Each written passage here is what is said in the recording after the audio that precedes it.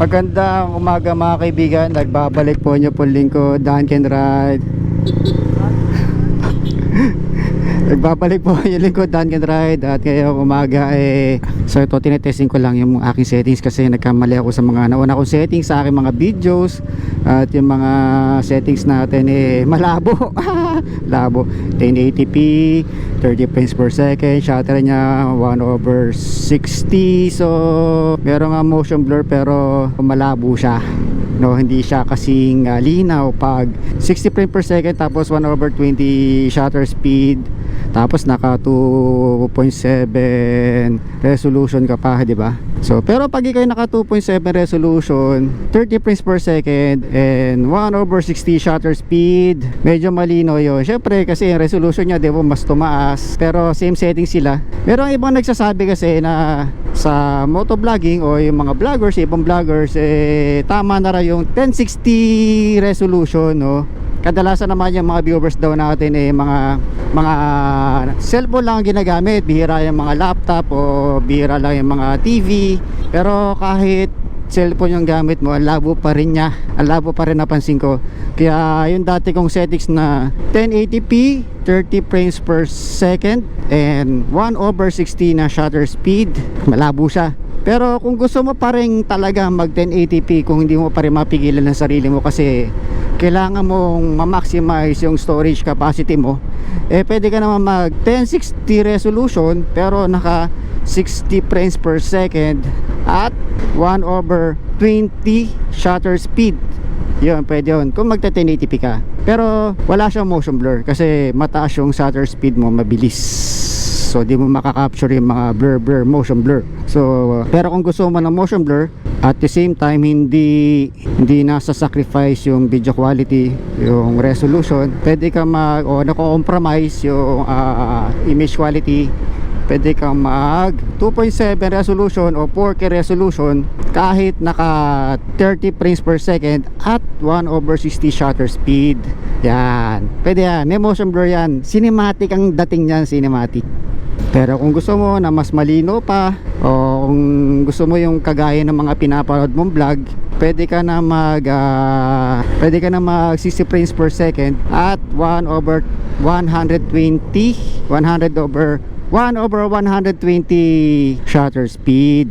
Yan, para sa'yo mas malino yan. Pero kung hindi mo alam yung motion blur, kailangan pag-aralan mo ito. Baka mamaya kasi ito pala yung gusto mong effect, no, sa mga vlogs mo, sa motor vlogs. Kasi di ba tayo nagbablog tayo ng motor, nagta-travel tayo, mabilis yung mga galawan natin, so kailangan makapture yun. So kailangan natin na mas higher frames per second, di ba? Ganun yung ginagamit sa mga sports, mga nagre-record ng sports, mga nagka-capture mga videos na mga sport events. Kailangan higher frame per second, higher frames, higher frames, di ba?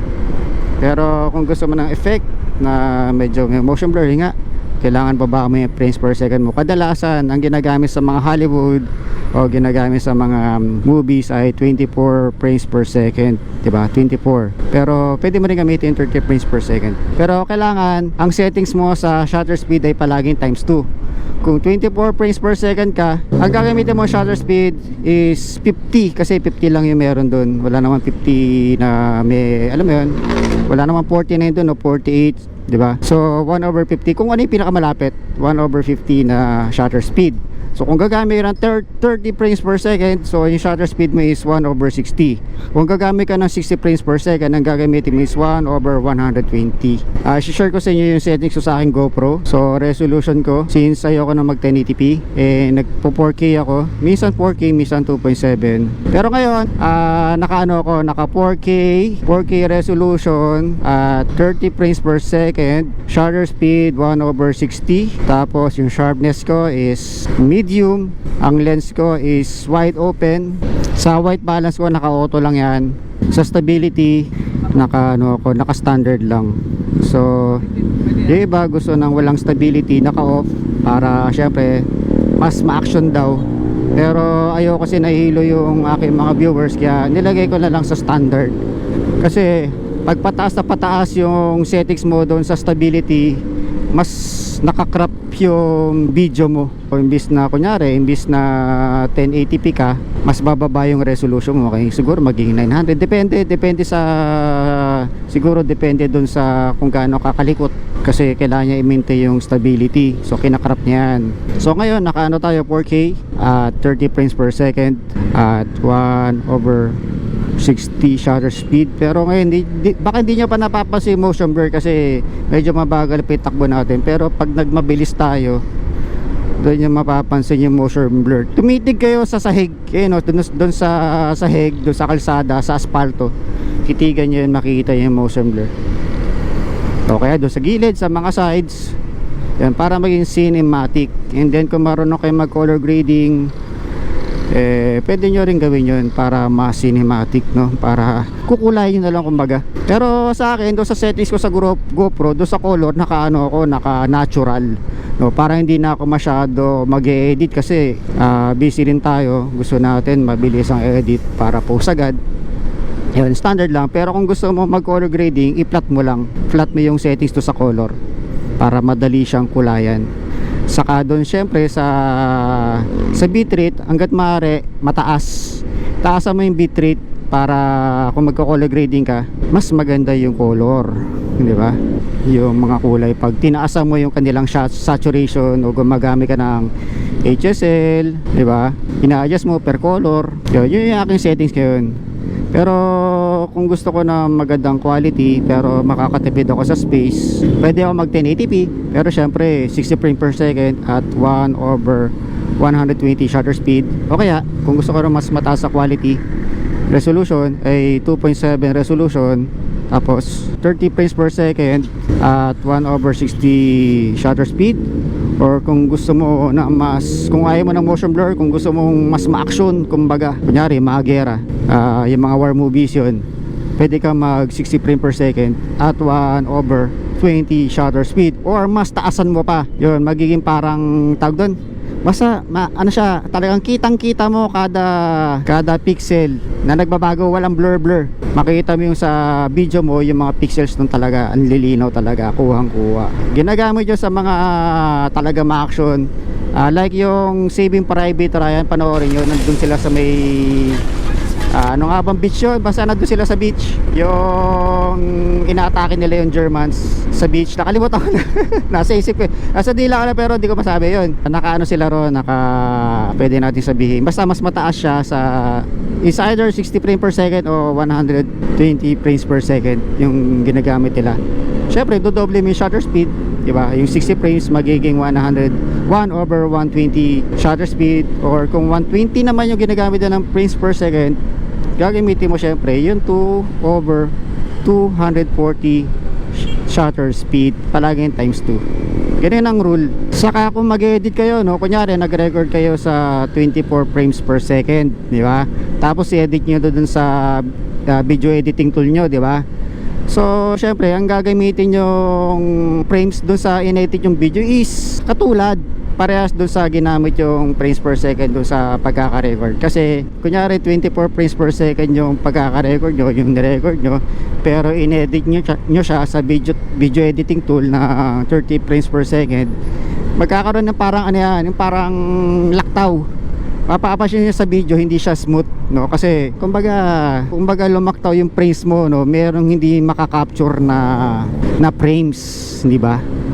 Merong hindi na-capture na frames kasi inilagay mo siya sa ano, yung 24 frames, nilagay mo siya sa 30 frames per second. So meron frames na missing. 24 frames, kung naka 24 frames per second ka, tapos inedit mo siya sa 30 frames, meron missing na 6 frames. So syempre hindi smooth yun, missing, di ba? So kailangan ipaparehas nyo kung paparin nyo siya ni-record. So mahalaga kung magta 30 frames per second kayo at 1/60 shutter speed. Kung gusto nyo ng motion blur, kailangan gumamit kayo ng ND filter, no? Ito meron ng ND filter kasi kung wala kang ND filter, magiging overexpose yung inyong mga video. Mapapansin nyo doon sa kalangitan, masyadong maliwanag, masyadong puti. Pag binaba mo yung exposure doon sa pag-edit o yung brightness, Hindi na, di mo naman yan. Bakit na nakalalabas siya ng madilim na lahat, no? Kahit yung highlights ibababa nyo, hindi nyo na may bababa, mahirap na. Ganun pa rin, sobrang puti pa rin. So kailangan gumamit kayo ng ND filter, kasi yung shutter speed na 1/60, medyo matagal yung pagkaka open ng shutter mo, diba? Kumpara sa 1/20, diba? Yung shutter speed kasi, yun yung time o yun yung duration na naka-open yung inyong shutter. So kunyari, naka 1 second shutter speed ka, 1 second sa minuto. Ganyan, nakabukas siya 1. Diba? Nakabukas siya sa loob ng 1 minuto. Hindi siya sasara. And then lahat ng liwanag madidetect niya. Diba? Lahat ng liwanag sa loob ng 1 minuto, napakaliwanag doon. Halos puti na yung ano mo, yung picture mo o yung image mo, yung video mo. Sobrang puti niya na kasi yung 1 minuto napakatagal nun. So pag naka 1/60 shutter speed ka, medyo matagal siya naka-open, and then kaya magiging maliwanag, overexpose yung langit mo, yung video mo, yung image. So kailangan gumamit ng ND filter para makontra yun. Yung sinasabi ko sa inyo, pwede nyo rin itong ma-apply. Kunyari meron kayong camera at mahilig kayong mag-photography, pwede nyo rin yung i-apply kasi halos same lang din naman. Inaamin ko, di naman ako ganong ka-expert pagdating sa photography at sa pag-video at sa pag-edit, pero sinishare ko lang din yung aking nalalaman, at least makatulong naman kita paano. Pero kung meron kayong mga questions o may mali ako nasabi, pwede kayong mag-comment, or pwede nyo i-share kung anong video o meron kayong may re-recommend na tutorial, o meron kayong maiambag na paraan para mas ma-improve yung mga videos natin, yung mga motovlogs natin, o kahit yung sa photography. Ako naman pagdating sa color grading, hindi pa ako ganun kagaling. Basic pa lang din yung alam ko, pero alam ko pa paano gamitin. May HSL, yung mga curves, yung color wheel. Gusto ko siyang pag-aralan, and then gusto kong gumamit ng software na para talaga sa color grading, no? Kasi sa tingin ko yun yung kulang sa mga videos ko. Actually yung ginagamit ko ay Filmora lang, no? Kasi gusto ko yung madaling gamitin, straight to the point. Yun yung ginagamit ko ngayon, Filmora. Pero gusto kong pag-aralan talaga yung color grading saka ibang mga softwares para mas mapaganda talaga yung mga videos natin.